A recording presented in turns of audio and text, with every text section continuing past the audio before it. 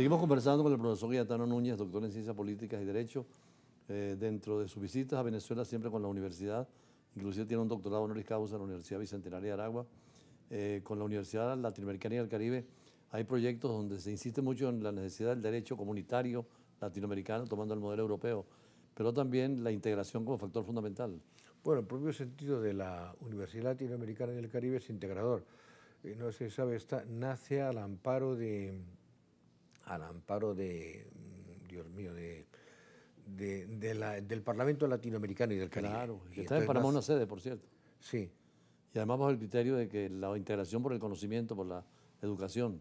exactamente. ¿Y has visto ese progresivo interés en América Latina?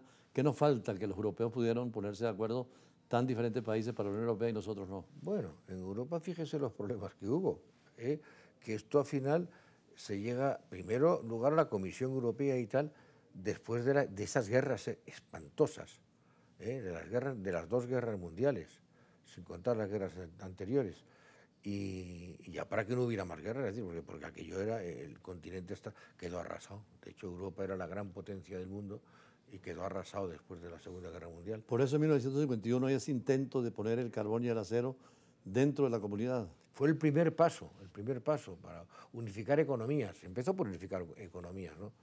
Y aquí en América Latina, pues todavía falta, porque es más, yo creo que está más complicado hoy que hace 10 años, Y en el 57, sin embargo, lograron la Comisión Económica Europea, avanzando más en la economía, pero hacia un futuro político y diplomático unido. Y luego, claro, o sea, es una necesidad, ya se va a una integración económica, unos acuerdos económicos, tratados internacionales que hay que cumplir. El problema de América Latina también es otra historia. Aquí los tratados internacionales, la gente no se los pasa, los países no los cumplen siempre.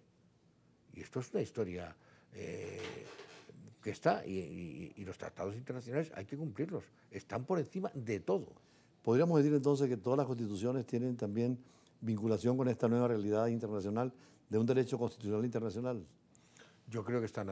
Claro, no podemos hablar de que existe un derecho constitucional internacional en mero sentido jurídico, ¿no? Pero de hecho existe. Se está creando a base de los tratados, a base de los acuerdos y de las legislaciones que se van pariendo a través de estos organismos supranacionales o supraestatales. De hecho, hubo un intento de Europa de tener una constitución para toda Europa. Sí, hubo un intento,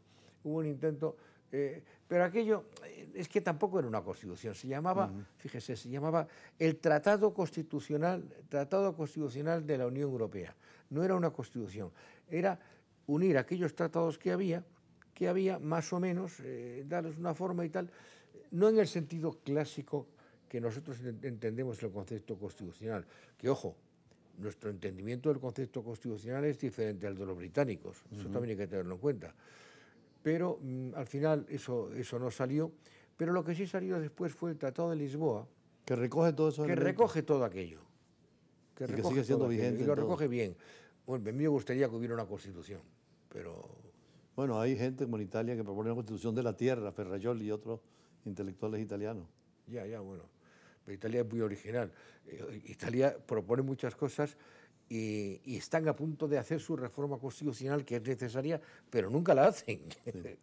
Nunca la aprueban. Ahora, como jurista, la importancia del derecho en todas estas cosas, porque al fin y al cabo el ser humano necesita reglas, normas. Dicen que cuando empezó Dios con el milagro de los judíos salir de Egipto, les abrió el Mar Rojo, pero les puso después las 12 tablas. O sea, las leyes son fundamentales en estos procesos de integración y también en los procesos políticos, como son las elecciones. Mire, yo le voy a decir una cosa. Mi formación académica no empezó en el derecho, empezó en la sociología. Yo estaba muy enamorado de la sociología, es la época del año 67, 68, todo aquello. Después me fui pasando poco a poco a la ciencia política y en un momento determinado descubrí el derecho. Es decir, el derecho, esto es lo que se puede aplicar, esto no es paja, esto no es aire. El derecho es el tratado, el derecho es la ley. Y entonces me he reconvertido totalmente al derecho constitucional.